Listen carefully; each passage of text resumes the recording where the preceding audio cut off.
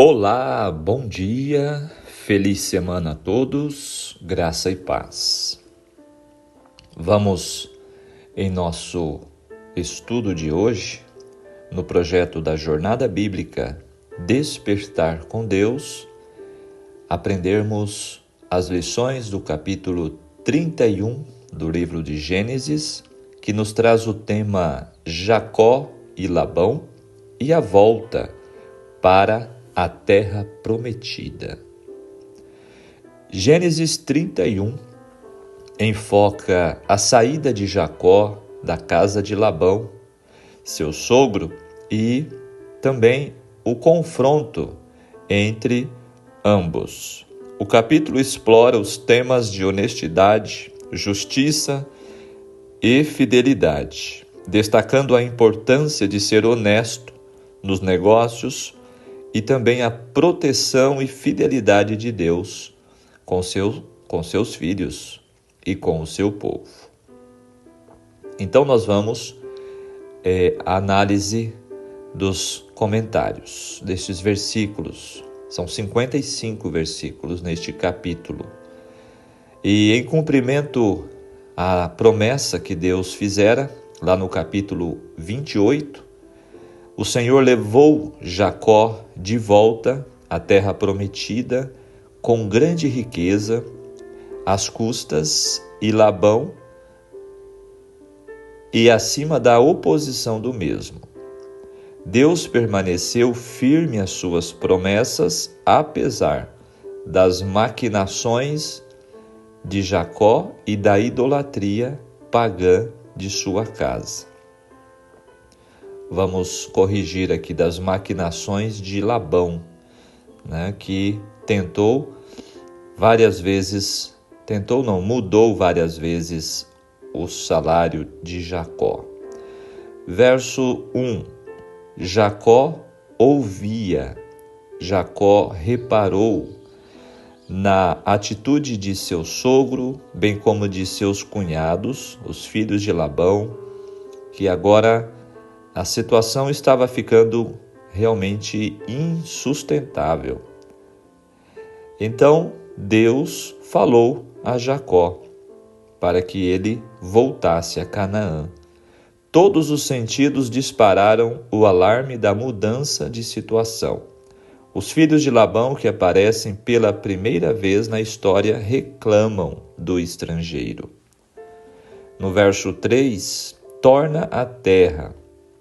A partida de Jacó e seus filhos de Padã-Arã prenuncia o êxodo das 12 tribos de Israel do Egito.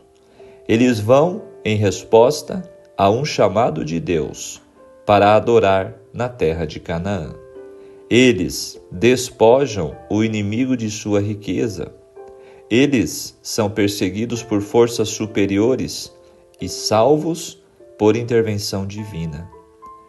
Então nós podemos perceber aqui, neste contexto, que há uma semelhança desta fuga de Jacó da terra, da casa de seu sogro, a perseguição do sogro e também o fato de que Jacó levou riqueza com a experiência do povo, os descendentes de Jacó, lá no Egito. Interessante essa comparação e até mesmo essa semelhança, Estes exemplos do Antigo Testamento, por sua vez, apontam também para a peregrinação do novo Israel, ou seja, a Igreja de Deus hoje.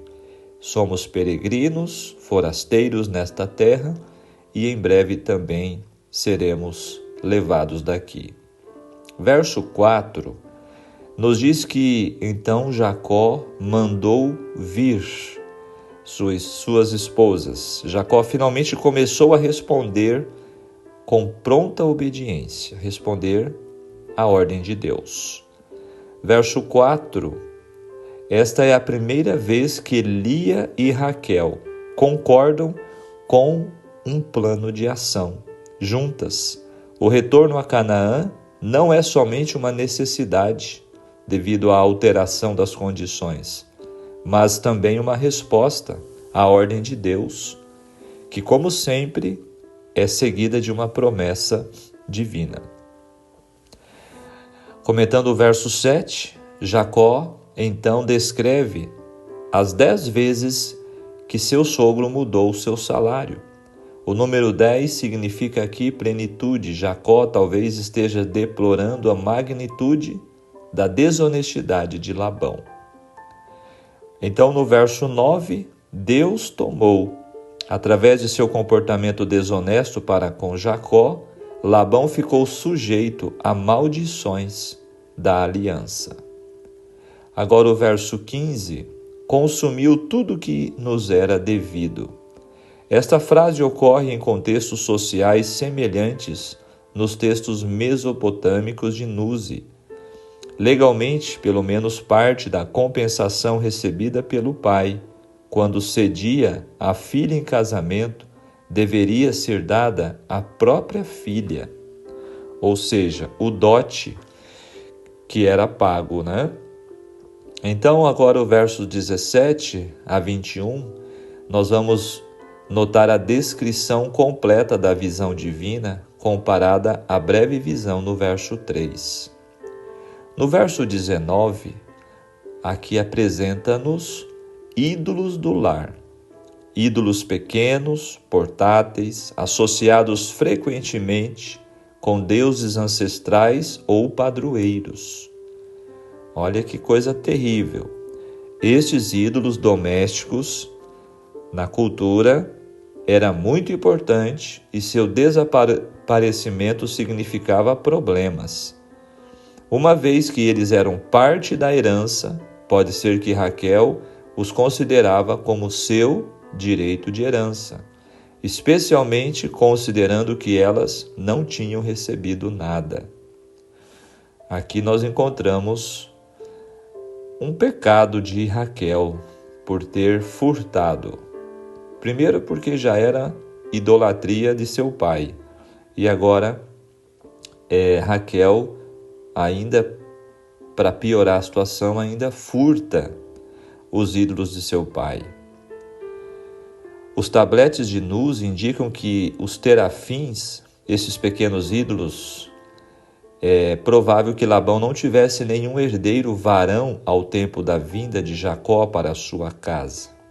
Uma vez casado com suas filhas, Jacó deveria naturalmente ser admitido como filho adotivo e herdeiro. Entretanto, posteriormente nasceram filhos a Labão, e os costumes de então estabeleciam que os filhos tivessem precedência sobre os adotivos. Agora o verso 23, seus irmãos, Labão tinha superioridade militar. 24, veio Deus.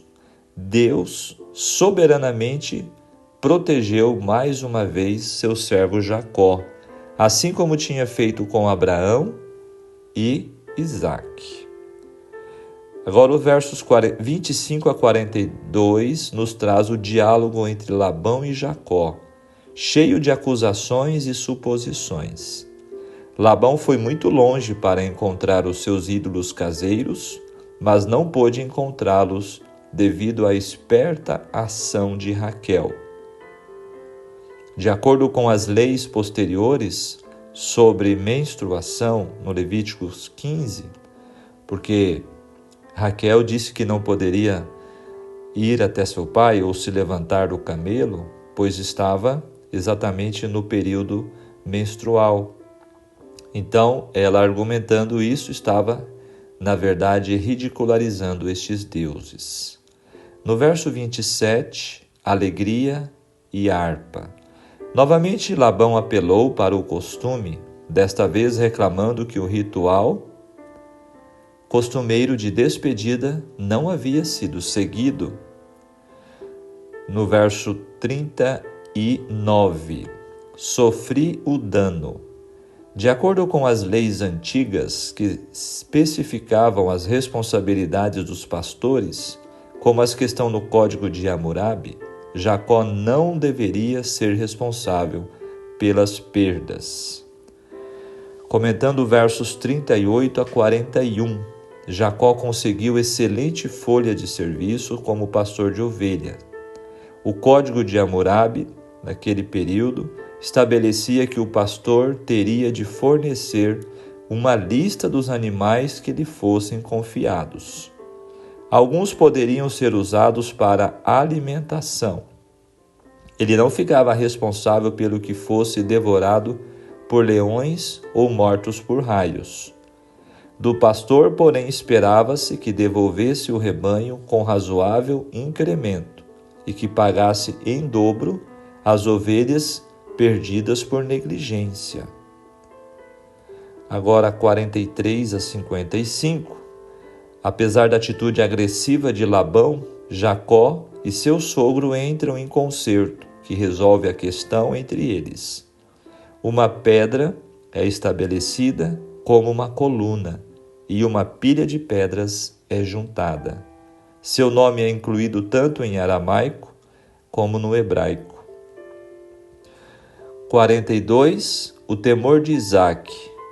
O comportamento decisivo apresentado por Jacó em sua amarga argumentação consistia em asseverar que Deus tinha pronunciado uma sentença e condenado os atos de Labão. No verso 43, tudo que vês é meu.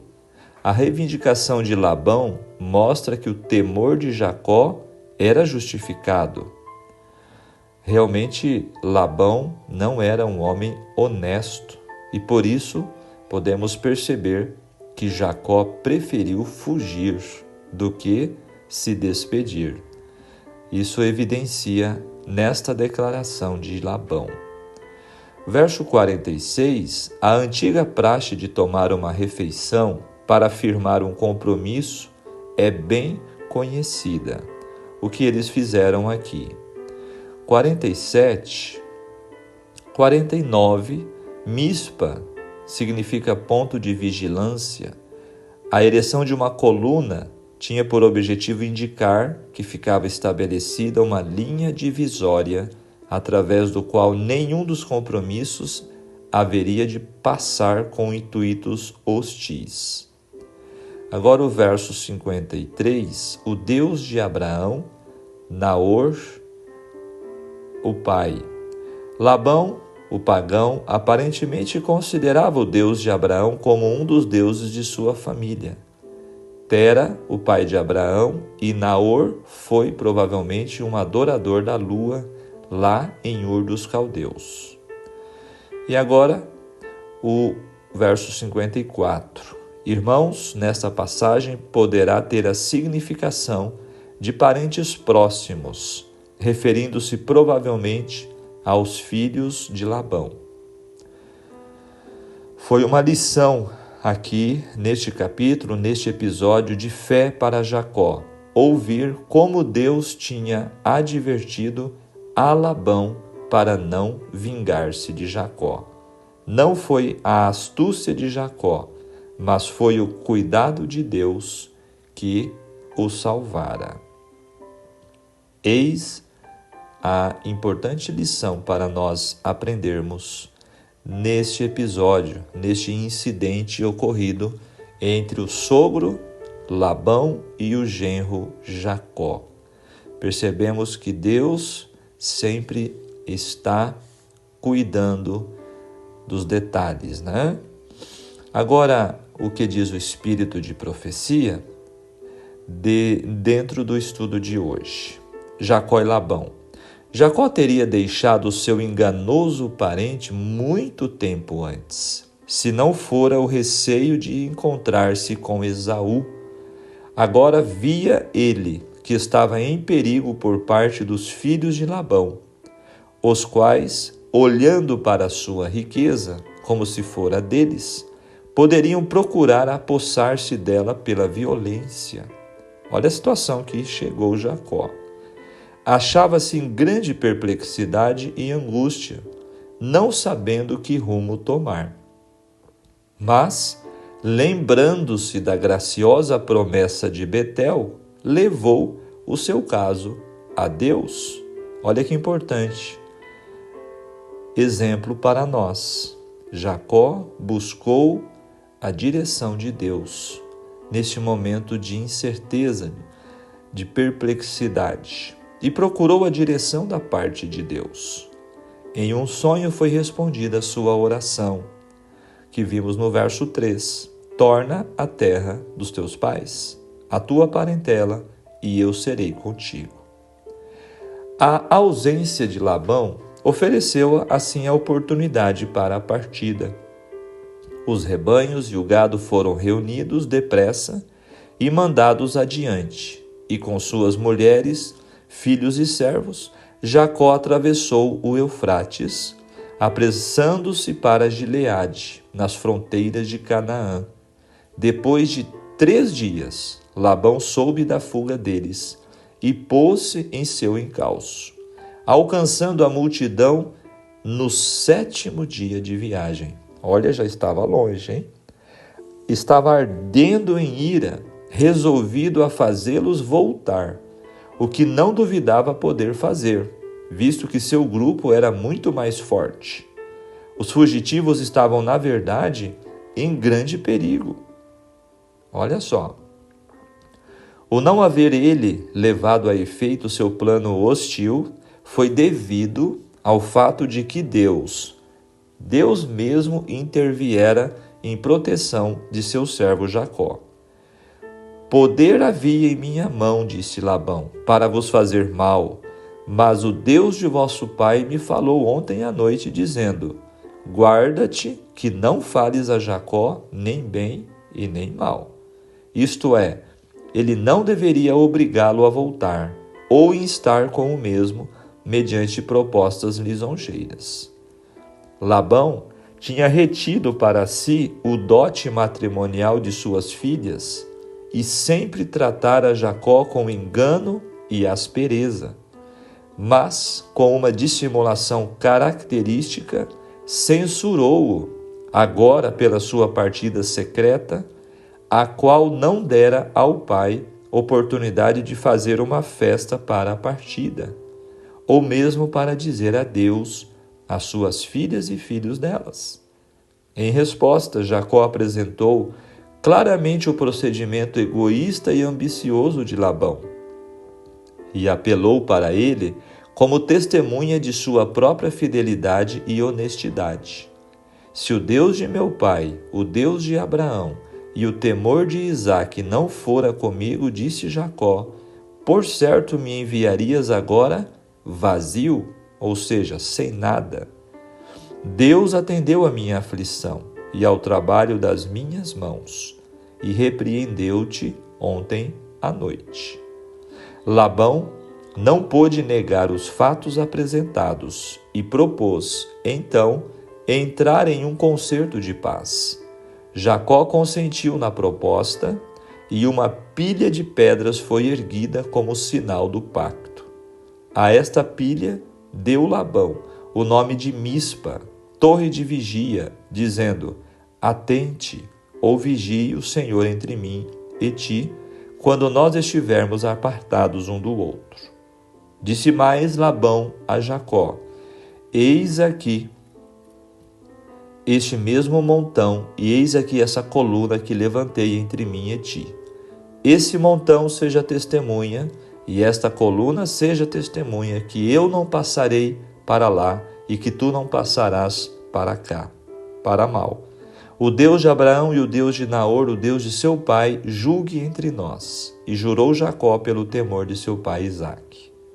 Para confirmar o tratado, os dois partidos realizaram um banquete.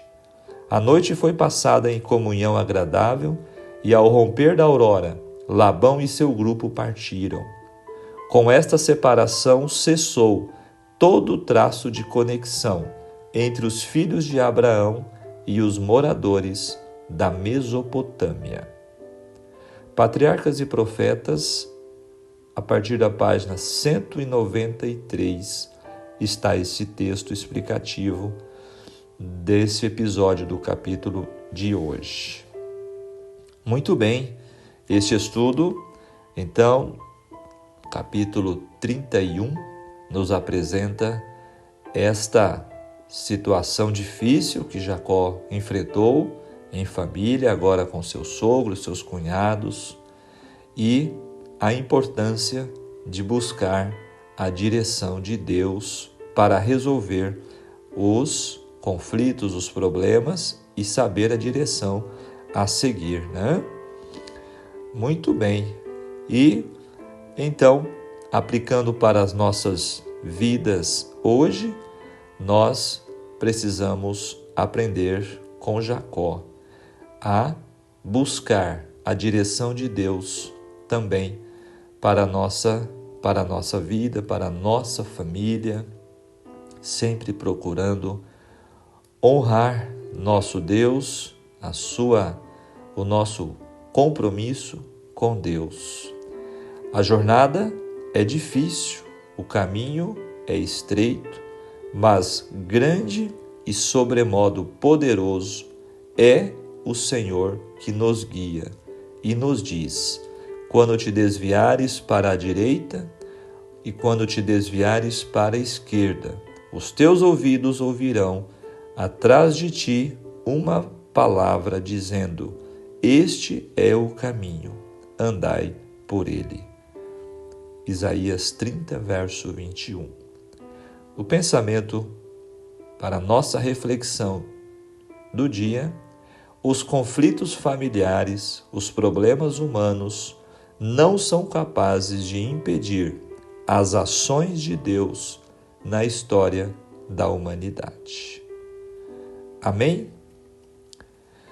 Que Deus possa nos ajudar, nos cuidar, assim como cuidou de Jacó, de sua família, que eu e você também possamos colocar a nossa vida inteiramente nas mãos de Deus.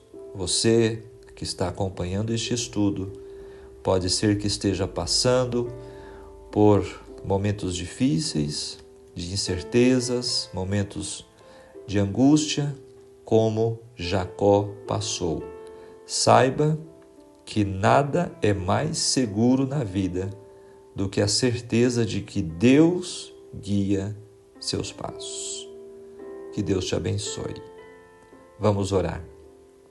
Maravilhoso Deus, querido e santo Pai celestial, graças te damos pelo dom da vida, pela proteção, pelo cuidado que o Senhor nos dá. Obrigado, Senhor, pela oportunidade de despertar de um novo dia em sua presença, ouvindo a sua voz através do estudo da sua palavra. Venha abençoar, Pai querido, este projeto para que muitas pessoas possam ser fortalecidas, possam ser animadas, possam ser conduzidas aos teus pés. Que o Senhor guie os nossos planos, as nossas decisões, os nossos caminhos, assim como guiou a vida de Jacó e de teus filhos no passado. Senhor, entregamos nossos planos e também nossos anseios, nossas perplexidades em tuas mãos. Ajude-nos, assim como ajudaste a Jacó. Te pedimos em nome de Jesus. Amém. Muito bem, que Deus te abençoe, que Deus te guarde em mais este dia. Tenham todos um ótimo dia, até o nosso próximo encontro, se Deus assim nos permitir. Um grande abraço. Tchau, tchau.